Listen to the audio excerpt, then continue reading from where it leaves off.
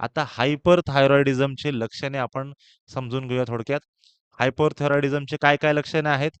हृदयाची गती नेहमीपेक्षा जलद होणे, टॅकीकार्डिया 100-110 च्या आसपास तुमचे हार्ट रेट राहणे, झोपेची अडचण येणे, झोपमध्ये डिस्टर्बन्सेस असणे, झोप नीट न लागणे. तिसरं कारण आहे अस्पष्ट वजन कमी होणे. वजन बऱ्याचदा तुमचं फटकन कमी व्हायला लागतं आणि तुमच्या लक्षात येतं, की अरे हे एवढं वजन अचानक कसं काय कमी झालं?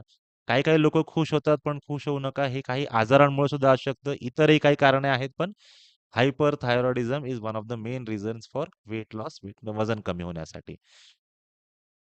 चौथं आहे उष्णतेबद्दल संवेदनशीलता. हायपोमध्ये थंडीमध्ये संवेदनशीलता असते. इथे हायपरथायरॉइडिझममध्ये उष्णतेबद्दल संवेदनशीलता आहे. तुम्हाला सारखं गरम वाटायला सुरू होतं. 6वं कारण आहे घाम येणे किंवा सारखा घाम येणे. 7वं कारण आहे चिंताग्रस्त, अँक्साइटी होणे, चिड होणे, काळजी वाटणे आणि 8वं कारण आहे अनियमित मासिक पाळी. त्याला आपण इंग्लिशमध्ये अमेनोरिया असे म्हणतो.